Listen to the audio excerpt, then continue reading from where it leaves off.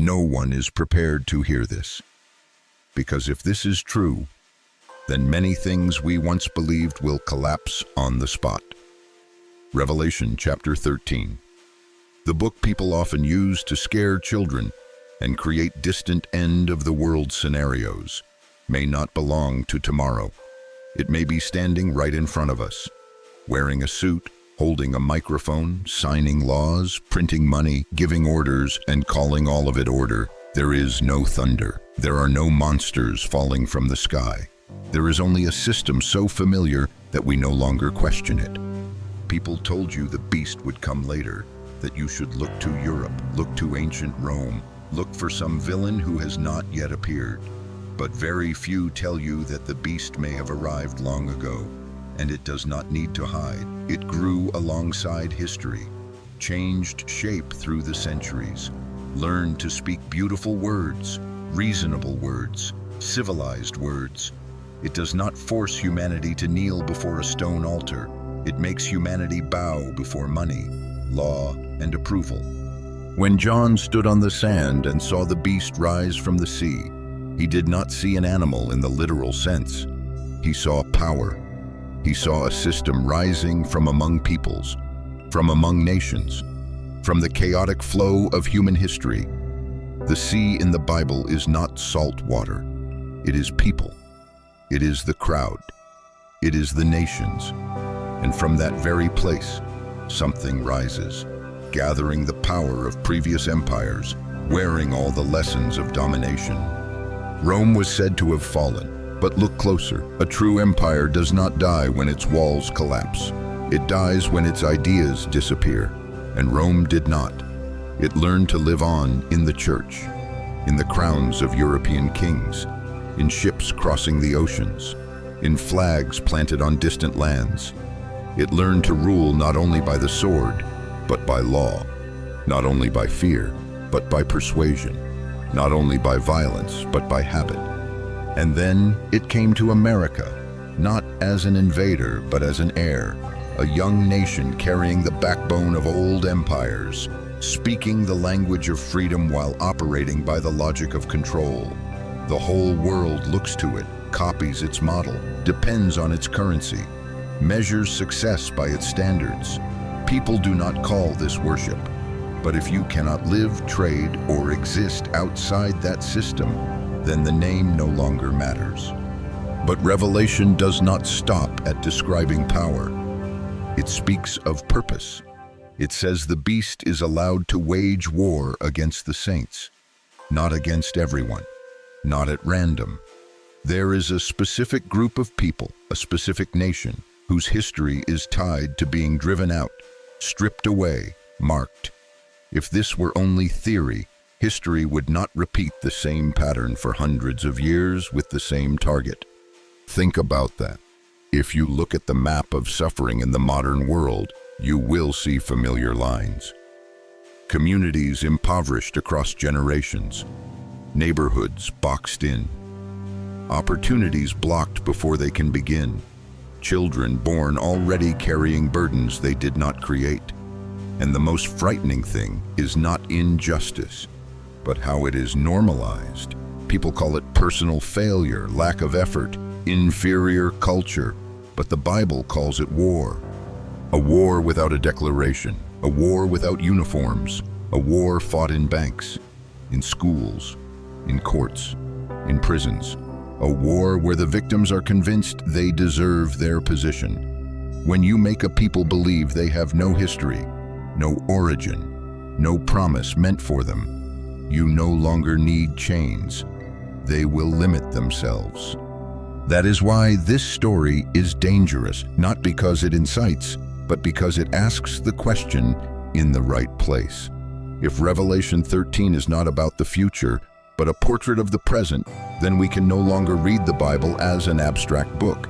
It becomes a mirror, and not everyone is ready to look into it.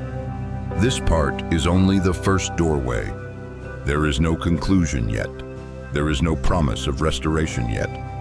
There is only a question hanging in the air.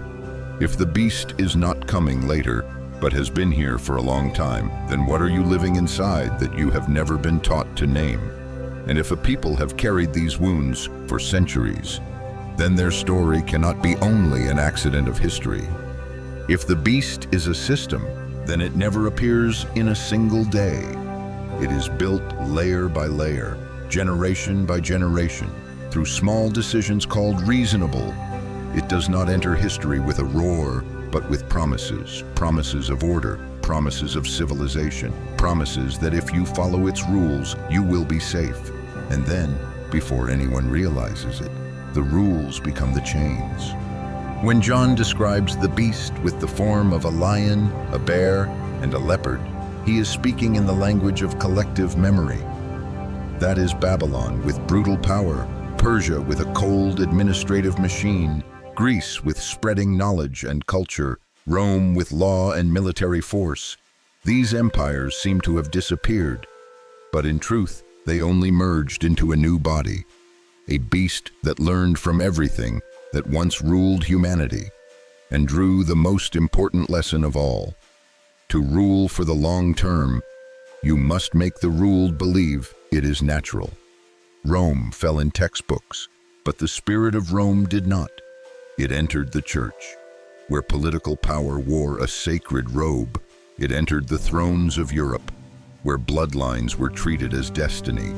It entered fleets crossing the oceans, carrying a cross in one hand and a whip in the other.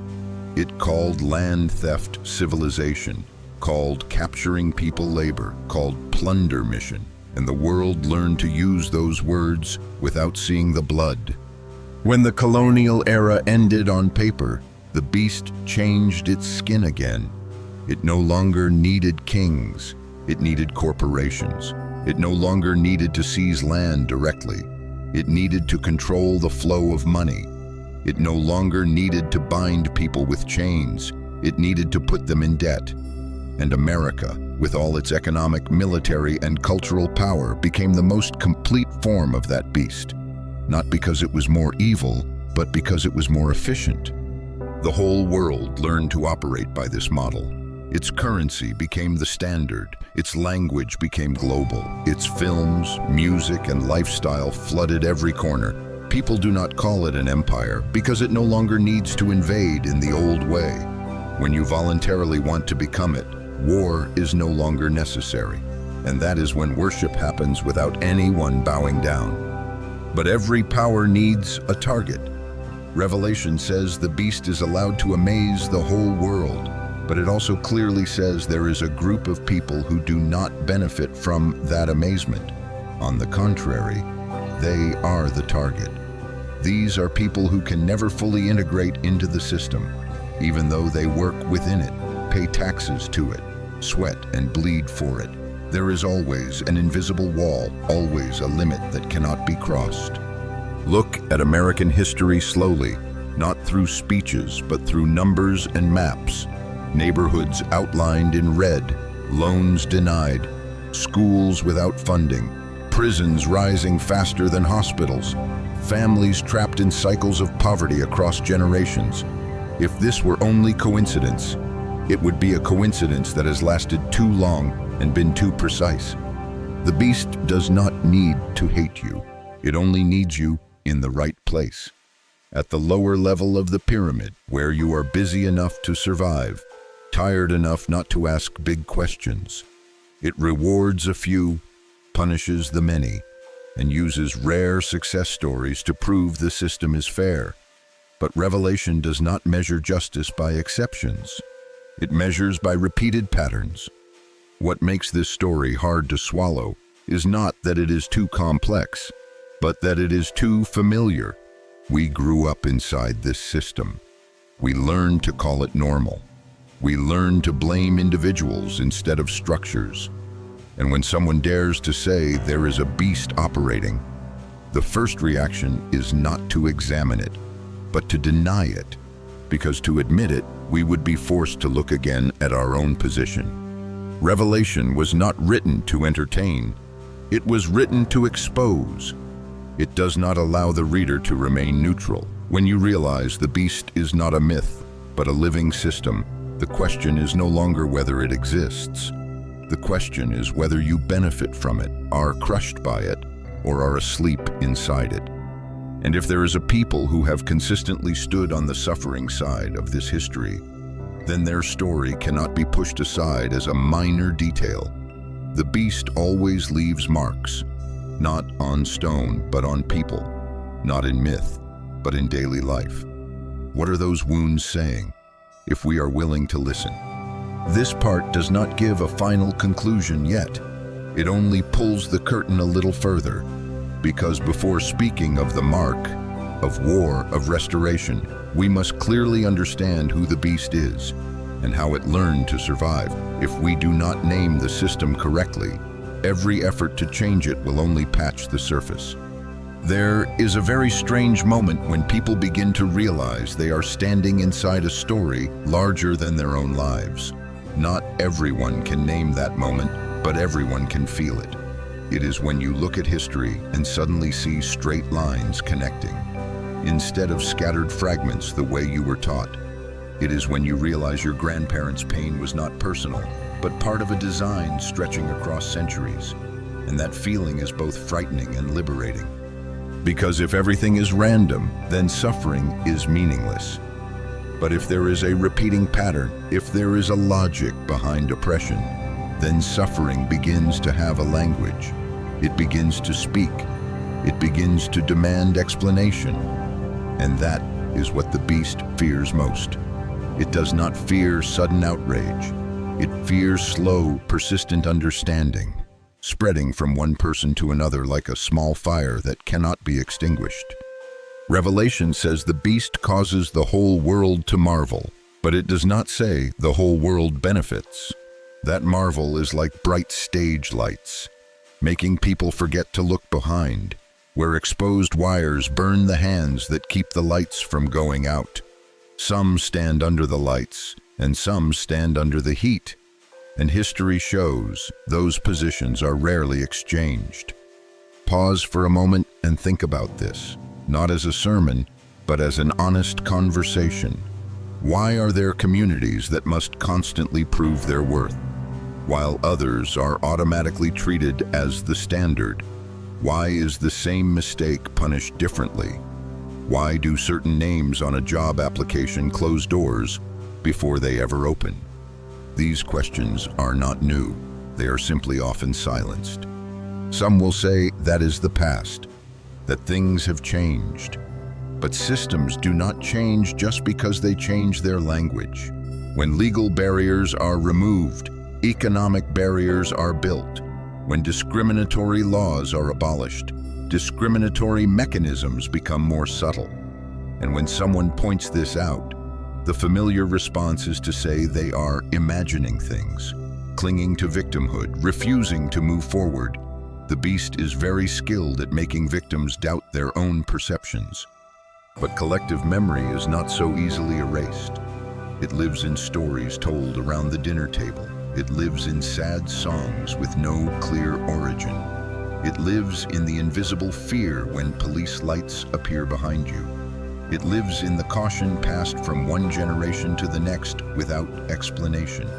These things do not arise naturally. They are the result of living too long in a state of surveillance and control. Revelation does not only describe power, it describes the effect of power on people. It speaks of a world where buying and selling, existing and being excluded, are no longer natural rights, but privileges. And when those privileges are systematically withheld, people begin to believe they are unworthy. This is the greatest victory of the beast, not external domination, but internal surrender. You may be listening to this and already forming objections. You may agree with some parts, doubt others, or not be ready to accept it at all.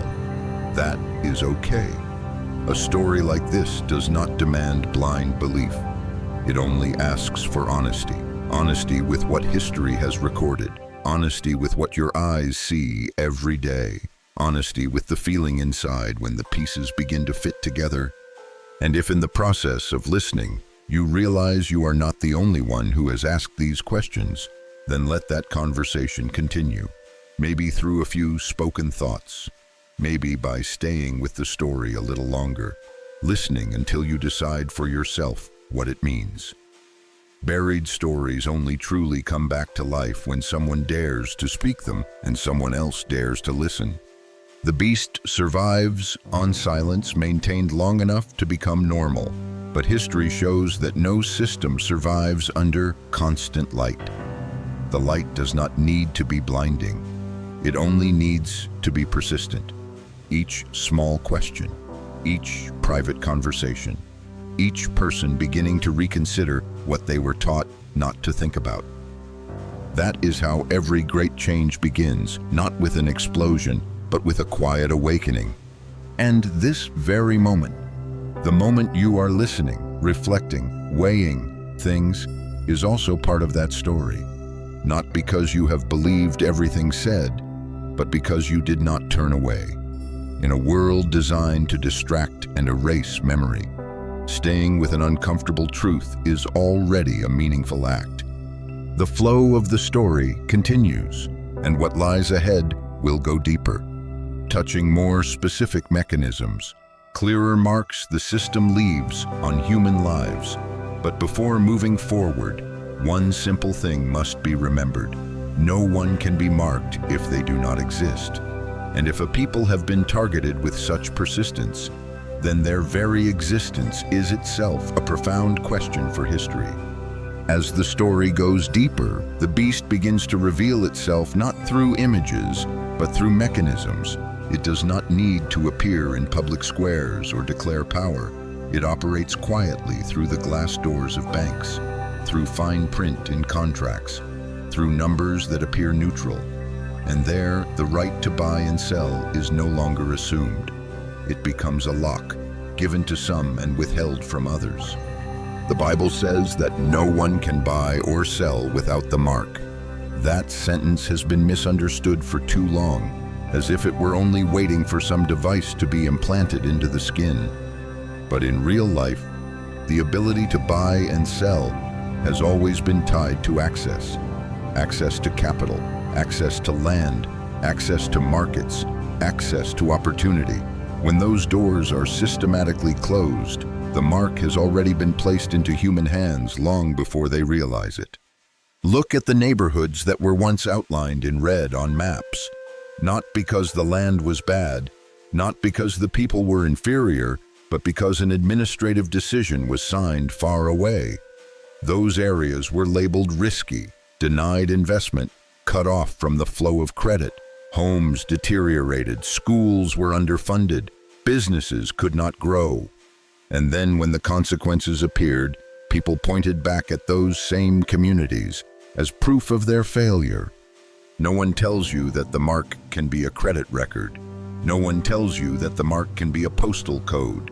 But if the place you are born determines your ability to borrow, to be insured, to be valued, then it is no longer a personal choice.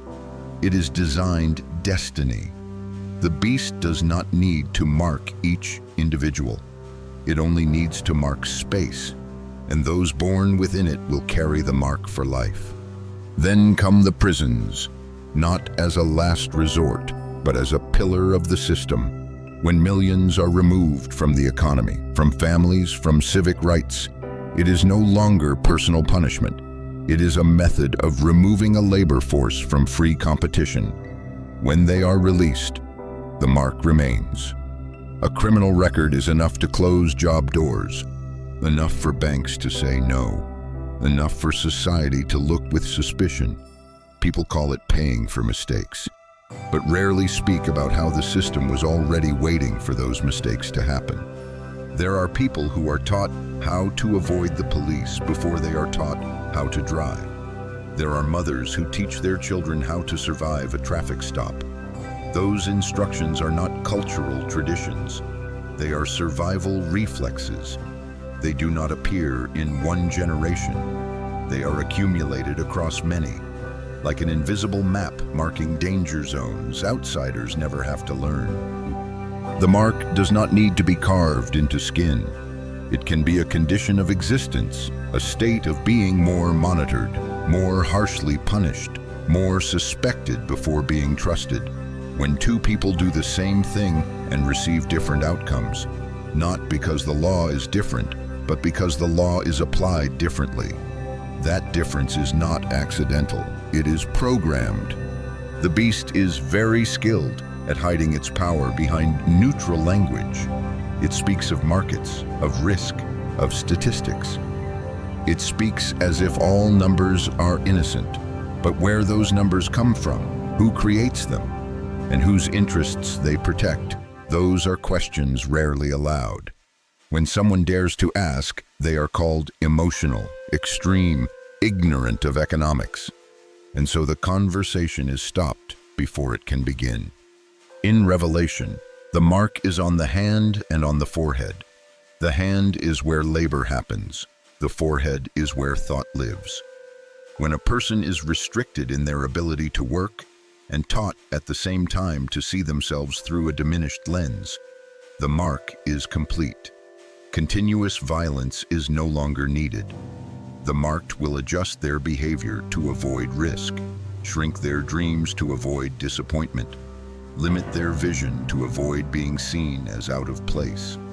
The most painful thing is not being blocked, but being convinced that being blocked is reasonable, that if you try hard enough, everything will be fine, while the system has already decided who will benefit from effort. The beast does not deny the dream. It turns the dream into a rare exception to reinforce the myth of fairness. And then when those communities react, when they are angry, when they are desperate, that reaction is used as evidence against them. Pain is labeled as riot. Resistance is labeled as lawlessness. Demands for justice are framed as threats to order. The beast always has language ready to turn victims into troublemakers, and the system continues to run smoothly. But Revelation was not written for those sleeping comfortably. It was written for those living at the edge of the system, where the mark is not an abstract idea, but a daily experience. It was written for those who know the feeling of being excluded from a table they helped prepare. And it says this is not personal failure. It is a sign of a larger war.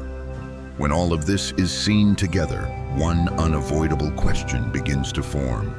If the mark is not an object, but a structure, if buying and selling are controlled not by future technology, but by present policy, if there is a group of people most heavily and consistently affected by these mechanisms, then who is Revelation talking about, and why? The story does not stop with economics. What comes next will touch law, prisons, and the way war is waged without guns firing. But before moving forward, hold this image in mind. A system does not need chains when it controls the door, and when the right to pass through that door is not given equally to all, the mark has already fulfilled its role.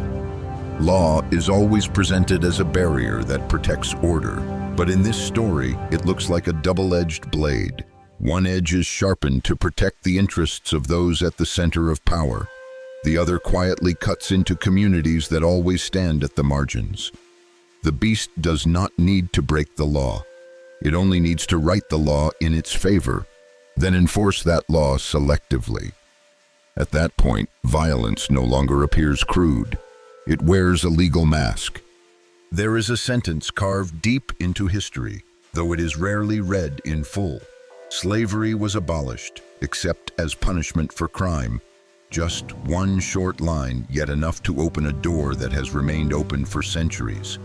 When chains were removed from the wrists, they were transferred to the ankles.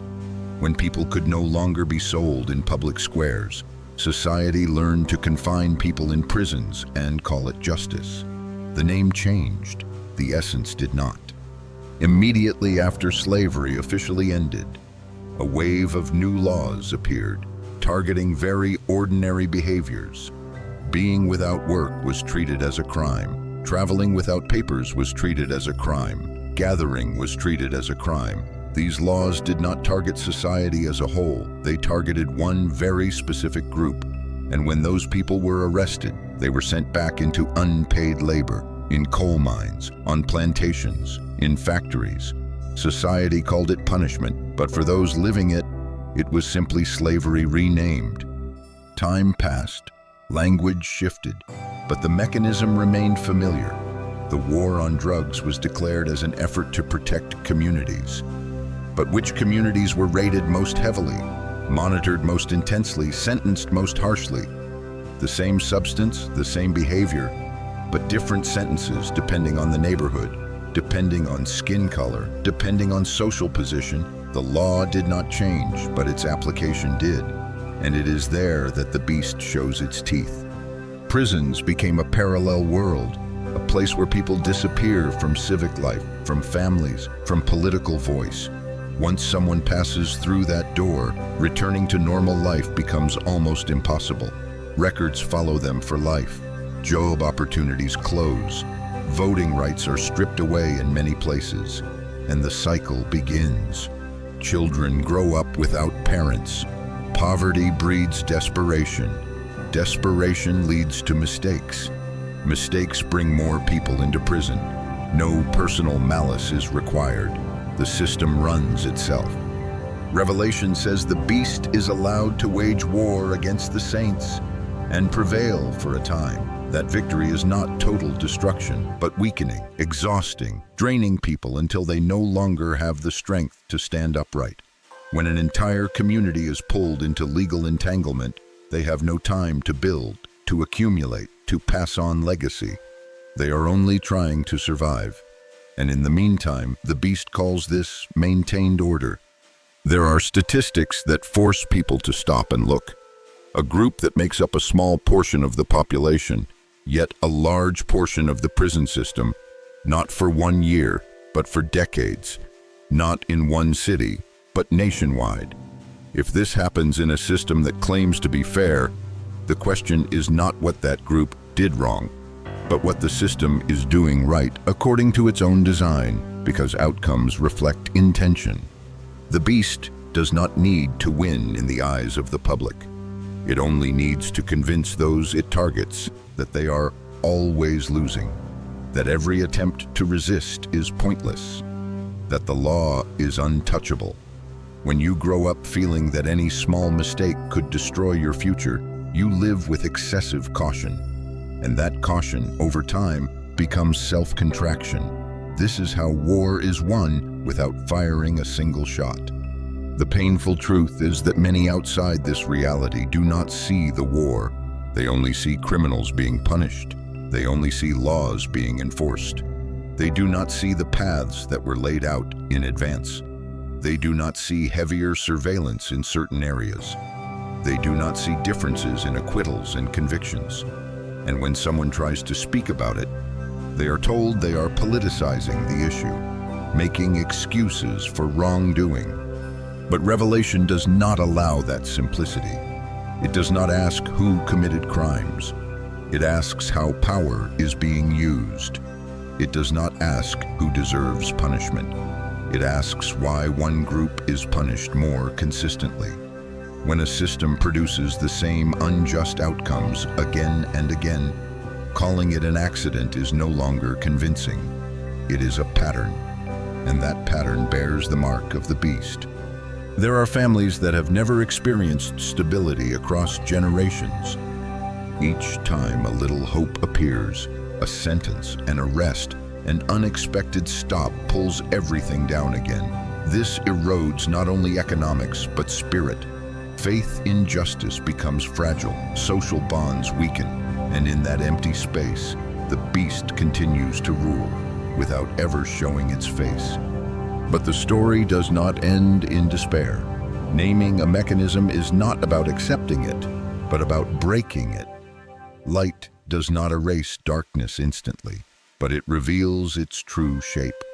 When law is seen not only as text, but as a tool of power, new questions begin to emerge. Who writes the law? Who is protected? Who pays the price? And why? Those questions carry the story into a deeper layer, where war is not only fought on paper or in courtrooms, but in the minds and identities of people. Because if law can imprison the body, the next thing the beast must control is how people see themselves. And that is where the mark moves from the hand to the forehead, from action to consciousness. There are prisons without bars, Yet they keep people in the same place for an entire lifetime. They are built in the mind, reinforced by language, and guarded by stories repeated so often they become truth. Once the beast has secured control over economics and law, the next step is not tighter force, but making people police themselves. And the most effective way to do that is to steal identity. The mark on the forehead does not speak of a physical carving. The forehead is where people think, where they form ideas about themselves and about the world. When you are taught from childhood that you come from nothing, that your ancestors left behind only pain, that your history begins with failure, you enter life carrying a distorted mirror. No one needs to tell you where to stand. You already know your limits. Look again at how names are given. A people who once had names, genealogies, memories recorded in scripture, suddenly become labeled by a vague geographic term, no longer descendants of anyone, but products of a continent and a nation. The name sounds harmless, but it severs the tie to the past. It says your history is not important enough to be remembered accurately, and without a past, the future becomes uncertain. During slavery, changing names was not random. It was the first step in re-establishing ownership. When you no longer carry the name your parents gave you, when your language is forbidden, when memories of homeland are treated as dangerous, you begin living in a world without roots. The beast understands this very well. A person who does not know where they come from will easily believe anything said about them. The generations that followed were taught history selectively. They learned about European empires, inventors, revolutions, but very little about civilizations of color that existed before them. When Africa is mentioned, it is usually poverty and conflict, not scholarship and social organization. When Black people appear in American history, they are often side characters, victims, rarely agents. This does not only shape how others see you, it shapes how you see yourself. When every image of leadership, intelligence, holiness carries a different skin color, you begin to link value with appearance. You begin to believe that to be considered standard, you must resemble something outside yourself. And in that process, you lose confidence in what already lives within you. The beast does not need to say you are inferior. It only needs to constantly display a world where you are never the center. Films, textbooks, media, all tell a consistent story. And when that story is repeated long enough, it becomes background. People stop questioning it the way they do not question the air they breathe. But memory never fully disappears. It hides in things that seem small, in the rhythm of music, in the way stories are told through images and words, in the deep connection to liberation stories in the Bible. It is not accidental that oppressed people see themselves in the Exodus journey, not because they were taught this in school, but because an invisible thread has bound them to that story for a very long time. There are songs sung in fields, in small churches, in quiet gatherings, carrying a longing no one can fully name anymore. Those songs speak of crossing waters, escaping bondage, reaching a promised land beyond suffering. This is not only faith, it is suppressed memory finding its way to the surface. And that is why the beast is never fully at ease. When people begin to question their identity, the system reacts quickly. Those questions are labeled dangerous, divisive, mocked as fantasy. But what is striking is that the reaction is disproportionate to the question. If identity does not matter, why fear its exploration? If history is settled, why protect only one version of it?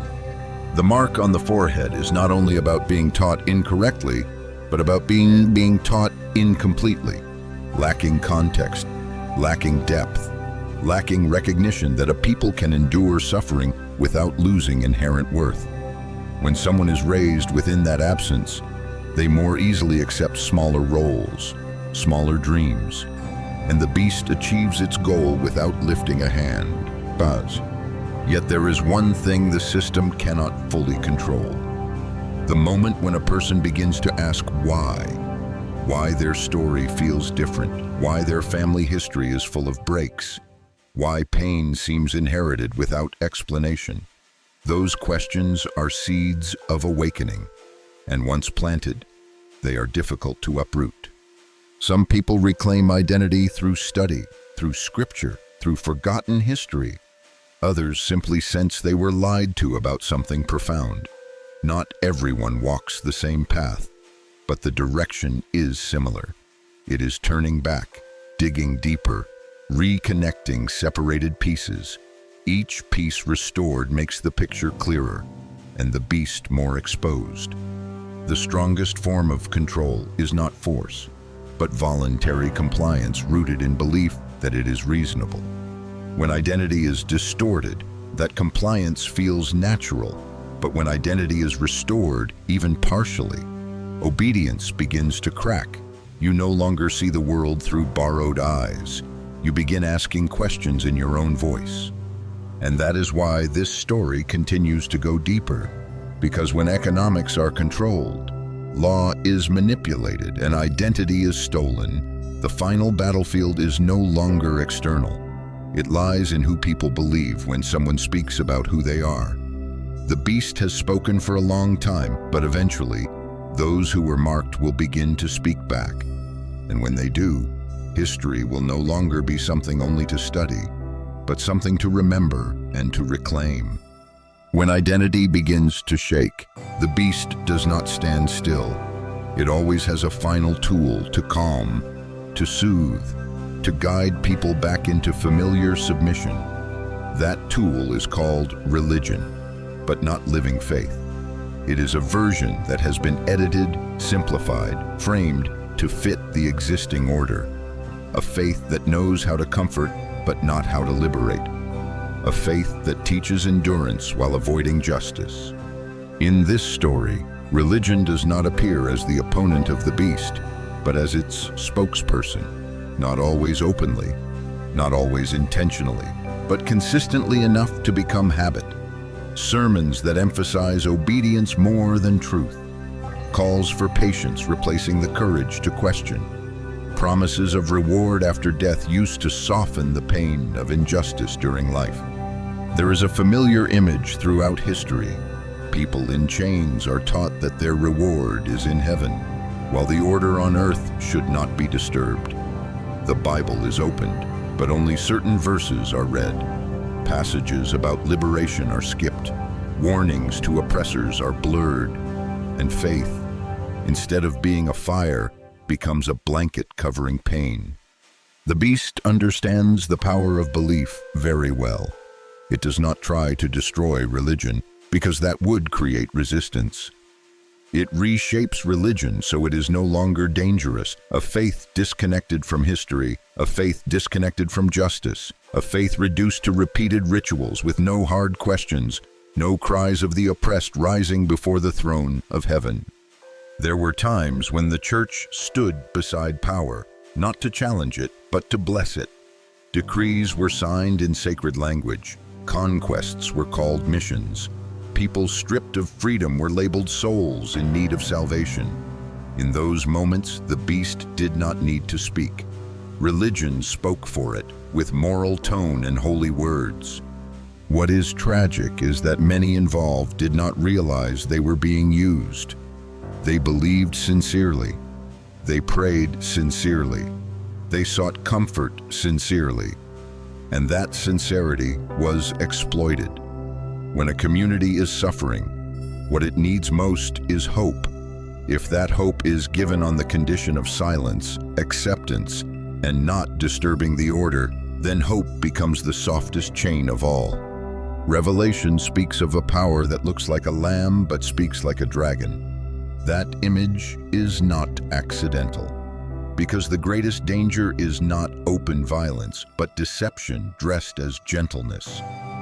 When words sound righteous, moral, loving, people rarely question the motive behind them, and the beast continues its work in the shadow of faith.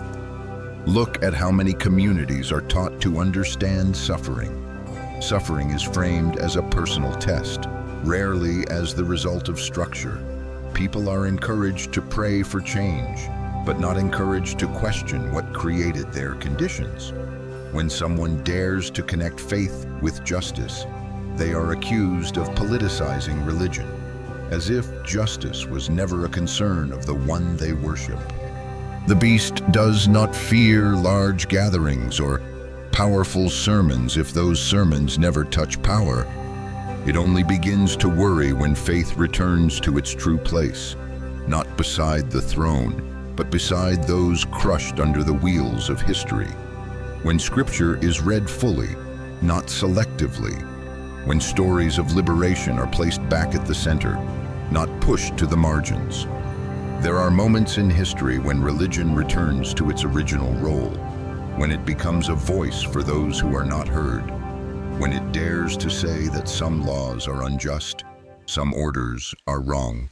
Those moments are always met with fierce resistance, because when faith and truth meet, the beast has nowhere to hide. Most of the time, deception survives in small details, in avoiding a difficult passage of Scripture, in shifting focus from community to individual, in turning liberation into something purely spiritual, and over generations. That avoidance produces a faith no longer strong enough to face reality, a faith safe for the system, but thin for the soul. Still, not everything is controlled. In small churches, in quiet gatherings, in whispered prayers, there are people who read Scripture and see themselves in it. They do not need to be told that the Exodus story speaks to them. They feel it in their bones. They read about an oppressed people, about a God who hears cries, and they know it is not only ancient history. Those sparks are small but persistent. They pass from one person to another, not through large platforms, but through real conversations, through informal Bible studies, through questions children ask when they notice the gap between sermons and life. Each question becomes a small crack in the wall the beast built with distorted faith. When faith reconnects with history, with justice, with identity, it becomes dangerous to the system, because then people do not pray only to endure better. They pray to understand more clearly, to stand more upright, to refuse what was once considered unchangeable. And that is when the story begins to turn. What is happening is not the abandonment of faith, but the reclaiming of faith. Reclaimed from those who used it to suppress, reclaimed from edited stories. When that happens, the beast loses a crucial layer of camouflage. It is no longer shielded by sacred language. It is exposed as a bare system, no longer protected by confusion. And when that camouflage falls away, the story is forced to go even deeper, back to the roots of history, not only to understand how the beast operates, but to trace the journey of those who were placed in its sights. Because no one is chosen as a target by accident. There is a deeper reason, written long before modern systems ever appeared. There are stories that do not begin where people usually think. When looking at a present filled with fracture, people often search for causes in the last few hundred years. But this current runs deeper than that. It begins with an ancient promise, with a people called out from among other nations, carrying law, memory, and responsibility. And from that very point, the story of dispersion, exile, and loss began to be written in heavy ink. The Bible tells of a covenant people, not because they were many or strong, but because they were chosen to be an example. But a covenant always comes with conditions. When they turned away from the path they were given, the consequences did not arrive immediately, but accumulated over time. The warnings were spoken very early, not in vague metaphors, but in images so concrete they were unsettling. Defeated, scattered, sold, forgotten, and finally taken by ships to a distant land, like a return to bondage.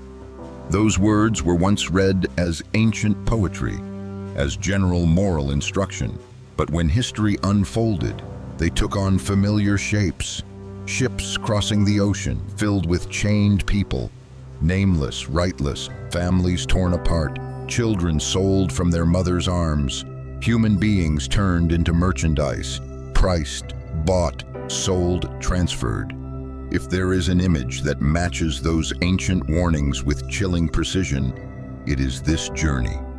After the great conquests, Israel did not disappear.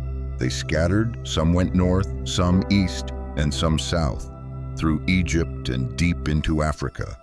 There they blended, lived, and preserved fragments of memory, not in textbooks, but in customs, not in grand temples, but in daily life. Practices like circumcision, keeping rest days, dietary laws, genealogical storytelling survived quietly across generations. Official history rarely mentions these migrations, but their traces remain in the traditions of certain West African communities, in oral stories of ancestors who came from the East, in rituals bearing striking resemblance to ancient Hebrew practice. These details may not make headlines, but they are enough to disturb the simple narrative that everything began with slavery. When the transatlantic slave trade began, it did not choose randomly. It targeted lands with social organization, skill, discipline. Those captured were not only farmers, but artisans, scholars, warriors, community leaders. And when they were taken into a new world, they carried more than bodies. They carried buried memory, suppressed faith, and an unfinished story. What makes this journey remarkable is not only its brutality, but its strange alignment with words spoken long before. Not only enslaved, but made a spectacle among nations. Not only oppressed, but ruled by those who did not understand them.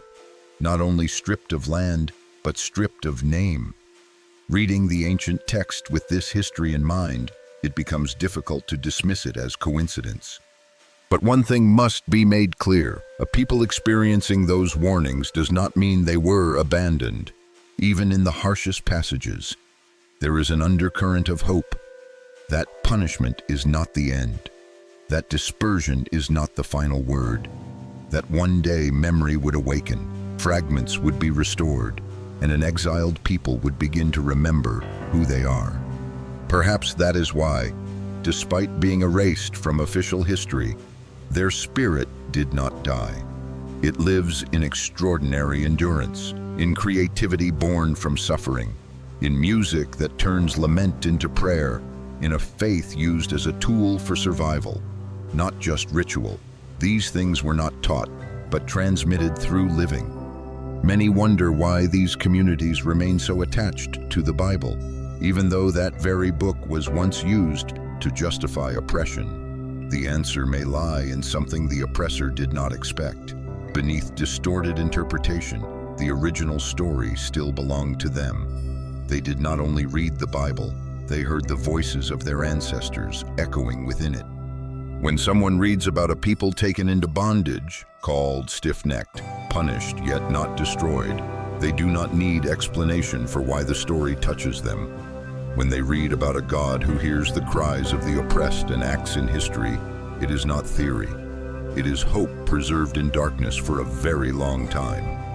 Not everyone will accept how these pieces are connected. There will be debate over details, evidence, interpretation. But one thing is difficult to deny. A people have endured experiences that are specific, persistent, and strikingly consistent with a story written long ago.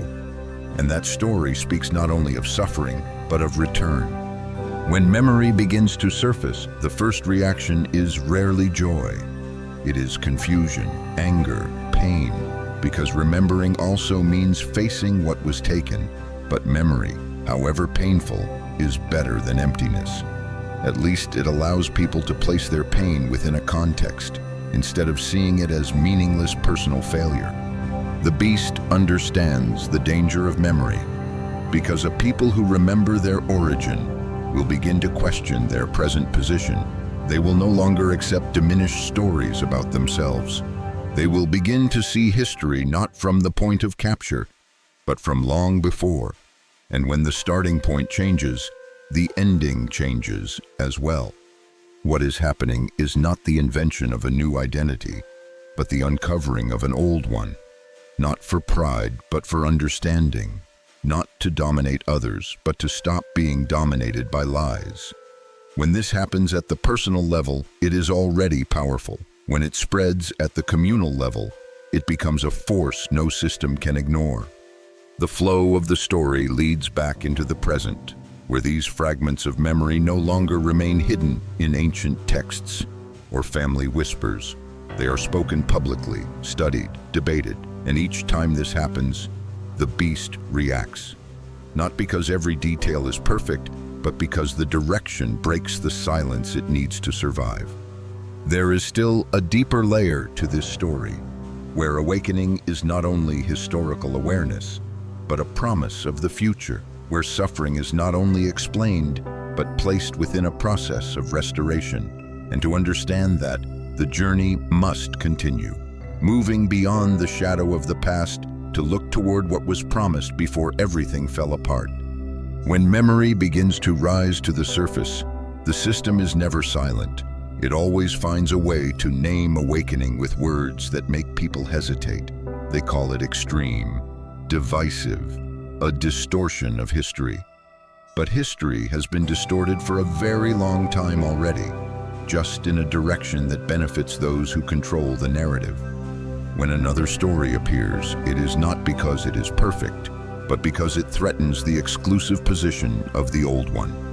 Those who begin to question their origins do not always have answers right away. They read, they compare, they debate, they are wrong, and then correct themselves. But what matters is not how accurate they are in every detail. What matters is that they no longer accept being cut off from their own history, and that alone is enough to shake an order built on forgetting. The beast survives on a fragile assumption that the oppressed will forever accept the role assigned to them, that they will continue to see themselves through someone else's lens. But when a person begins to look back at their lineage, not for pride, but for orientation, they become harder to control. You can control someone who does not know who they are, but it is very difficult to control someone who is in the process of remembering. Something interesting happens when memory and the present begin to speak to each other. Injustices once considered normal suddenly become unacceptable. Statements that once sounded reasonable begin to reveal their emptiness.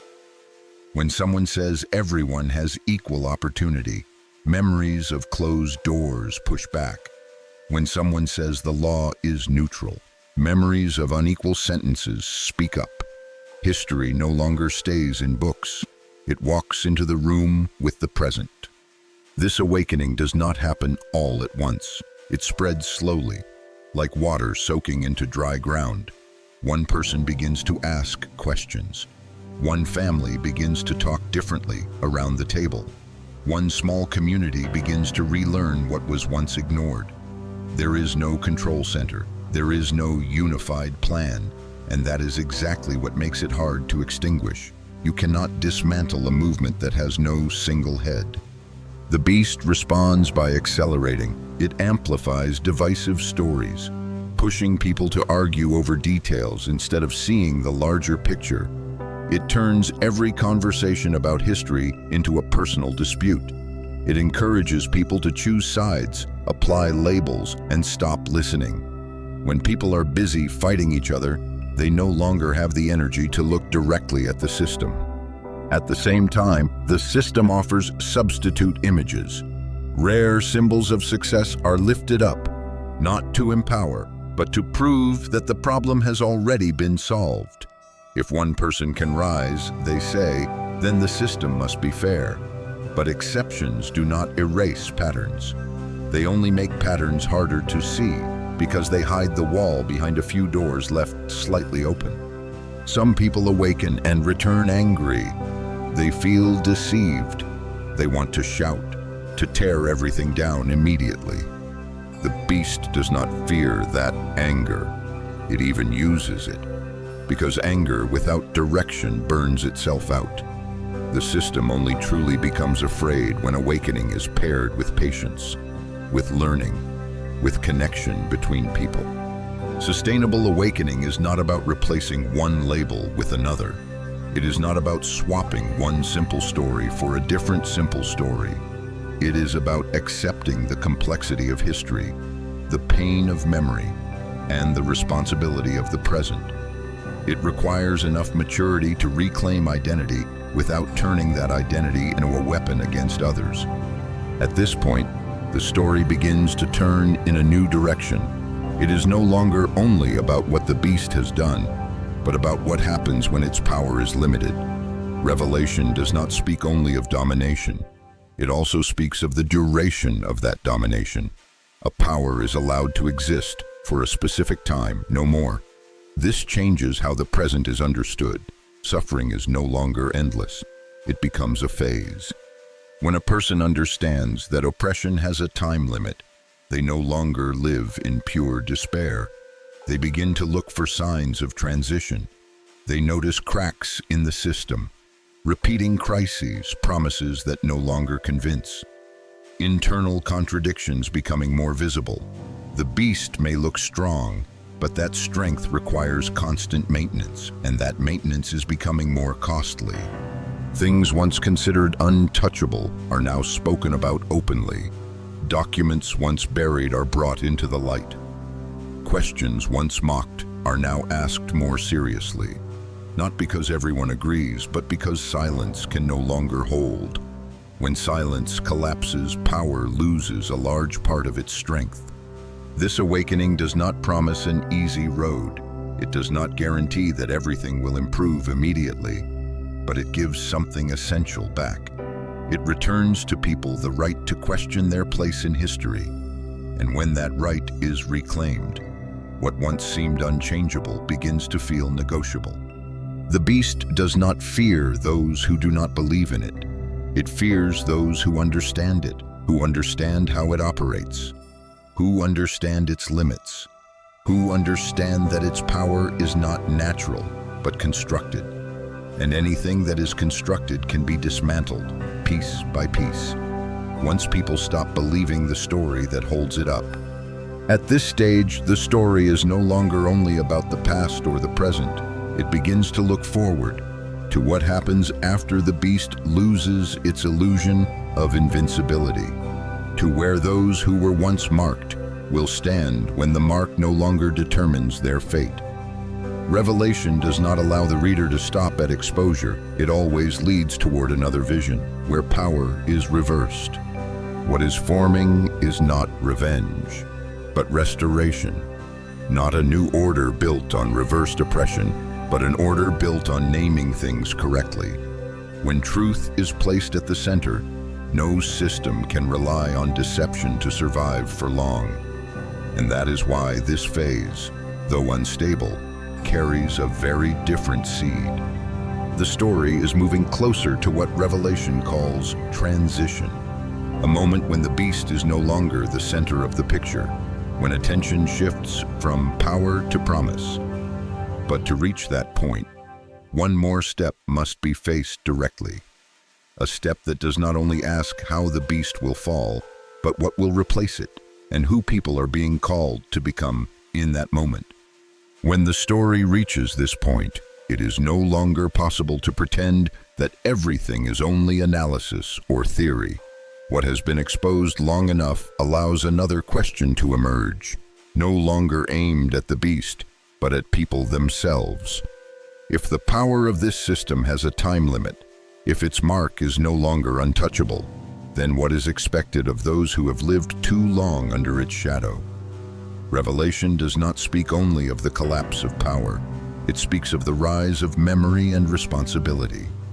Something very different happens when a people no longer see themselves as permanent victims, but as carriers of an unfinished story.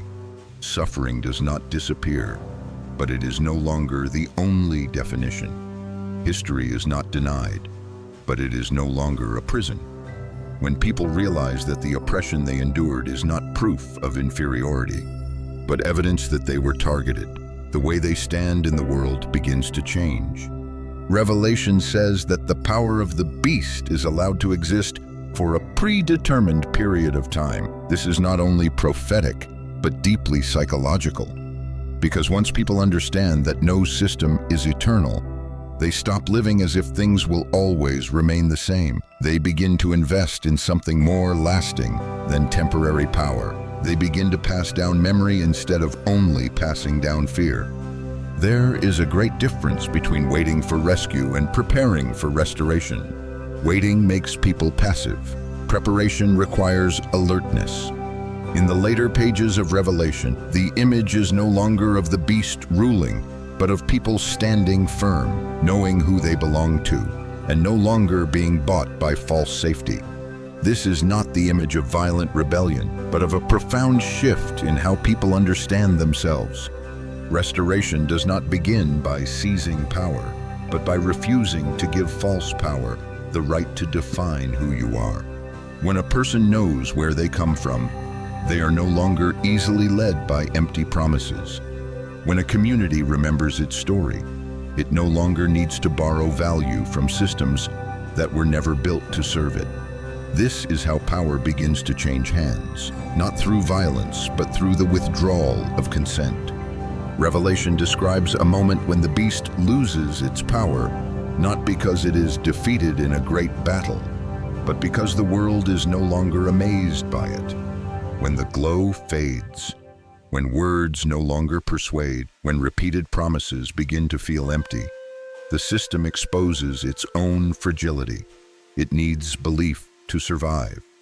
And when that belief is withdrawn, what remains is only a bare structure.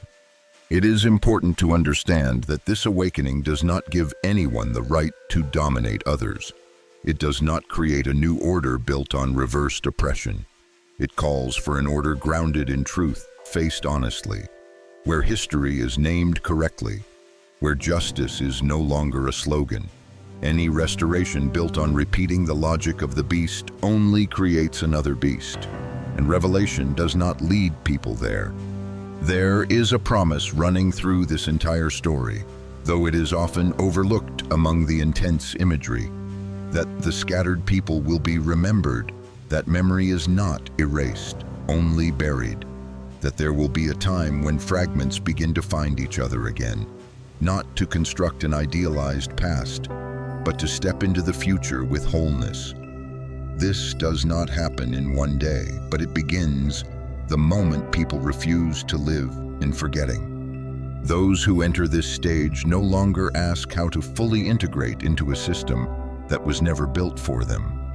They begin to ask how to live true to their values, even when the system does not recognize them. They begin to build in parallel, to relearn, to teach again, to retell, not through grand speeches, but through daily choices.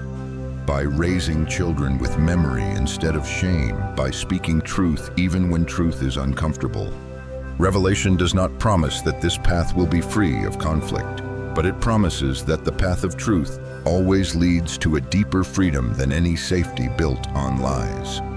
When people no longer fear losing the approval of a weakening system, they become dangerous to it, not because they are aggressive, but because they are no longer easily controlled. There is one final image to hold on to, not the image of the beast falling in fire, but the image of people standing firm while everything around them shifts. People who no longer need to be told they have value. They know it from history, from memory, from surviving things that should have destroyed them. Their existence itself becomes a powerful rebuttal. This story does not end with a loud victory. It ends with a reorientation. Who tells the story? Who is remembered? Who is named? When those questions are answered honestly, the space for the beast grows smaller, not because it is banned, but because it is no longer believed. And a system that is no longer believed in will slowly fall apart, piece by piece. What remains is not an immediate paradise, but a different foundation on which to build. A foundation not based on who is forgotten, but on who is seen, not on who is silenced, but on who is heard. This is the work of generations, not a single moment, but every long journey begins with the courage to look directly at the truth. And if there is one thing this story wants to leave behind, it is this. You were not born to carry a mark that says you are lesser. You were not born to live inside a story written entirely by others. No matter how much history tries to cover it, memory always finds its way back. And when it returns, it does not come to bind, but to liberate. Not everyone will agree with every detail. Not everyone will walk the same path. But truth does not require total consensus to exist. It only needs enough people willing to face it. When that happens, there is no need to ask who wins or who loses, because the real victory is not in changing rulers, but in ending the rule of lies. The story has completed its circle, from power to the mark, to memory, to awakening. What remains now lies in the choice of each listener, not the choice to believe blindly, but the choice not to turn away, the choice to live with the questions long enough for them to lead you to your own truth. And in this world, that alone is already an act of courage. Grateful that you chose to spend these moments in the light of this story. If it touched your soul, please like, share, and subscribe, and ring the bell so the next whisper of light may find its way back to you.